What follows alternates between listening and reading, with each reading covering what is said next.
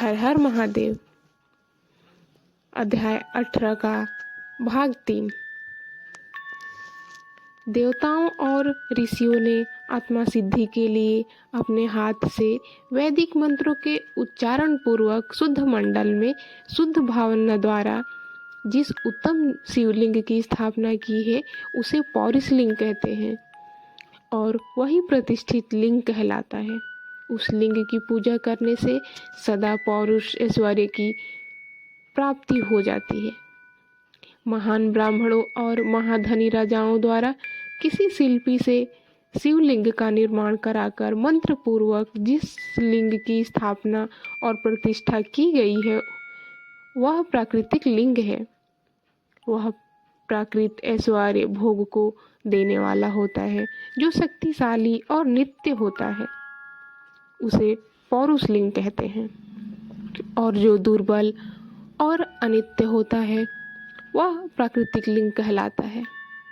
वह प्राकृत लिंग कहलाता है।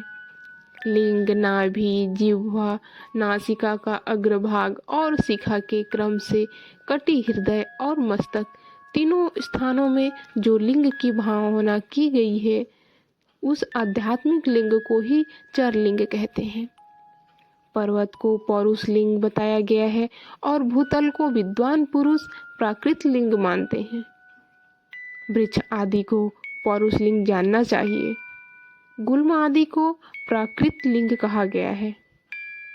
साठी नामक धान्य को प्राकृत लिंग समझना चाहिए और साली यानी कि अगहन एवं गेहूं को पौरुष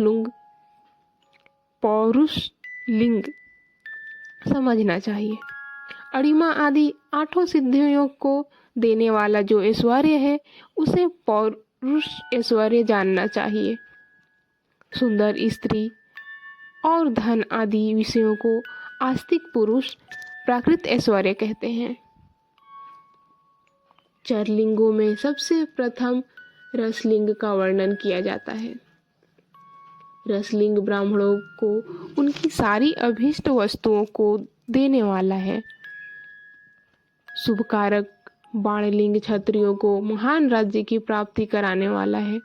सुवर्णलिंग वैश्यों को महाधन प्राप्ति का पद प्रदान करने वाला है और सुंदर शिलालिंग शूद्रों को महाशुद्धि देने वाला है। स्फटिकलिंग और बाणलिंग सब लोगों को उनकी समस्त कामनाएं प्रदान करता है।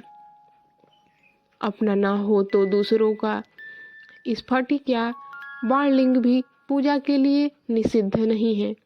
स्त्रियों विशेषतः साधुओं के लिए पार्थिव लिंग की पूजा का विधान है। प्रवृत्ति मार्ग में स्थित विधवाओं के लिए स्फटिक लिंग की पूजा बताई गई है, लेकिन विरक्त विधवाओं के लिए रसलिंग की पूजा को ही श्रेष्ठ कहा गया है। हे सुव्रतो, बचपन में, युवावस्था में और बुढ़ापे में भी शुद्ध स्फटिकमय की शिवलिंग का पूजन स्त्रियों को समस्त भोग प्रदान करने वाला है। ग्रहासक्त स्त्रियों के लिए पीठ पूजा भूतल पर संपूर्ण अभीष्ट को देने वाली है। प्रवृत्ति मार्ग में चलने वाला पुरुष सुपात्र गुरु के सहयोग से ही समस्त पूजा कर्म संपन्न करे। इष्ट देव का अभिषेक करने के बाद अघनी के चावल से बने हुए खीर आदि पकवानों द्वारा नैवेद्य अर्पण करे। पूजा के अंत में शिवलिंग को पधराकर घर के भीतर अलग संस्फुट कर स्थापित करें। जो निवृत्ति मार्गी पुरुष हैं उनके लिए हाथ पर ही शिवलिंग का पूजा का विधान है। उन्हें भिक्षादि से प्राप्त हुए अपने भोजन को ही नैवेद्य रूप में निवेदित करना चाहिए।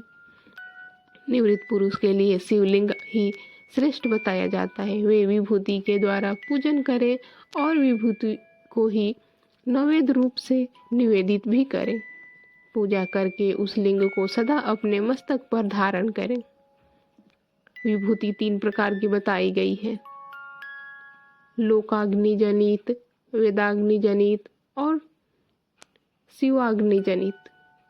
लोकाग्नि जनित या लौकिक भस्मों को द्रव्यों की शुद्धि के लिए लाकर रखे।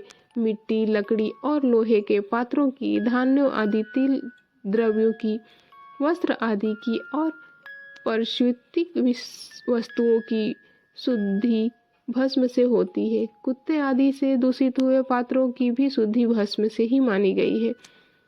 वस्तु विशेष की शुद्धि के लिए यथा योग्य सजल या निर्जल भस्म का उपयोग करना चाहिए।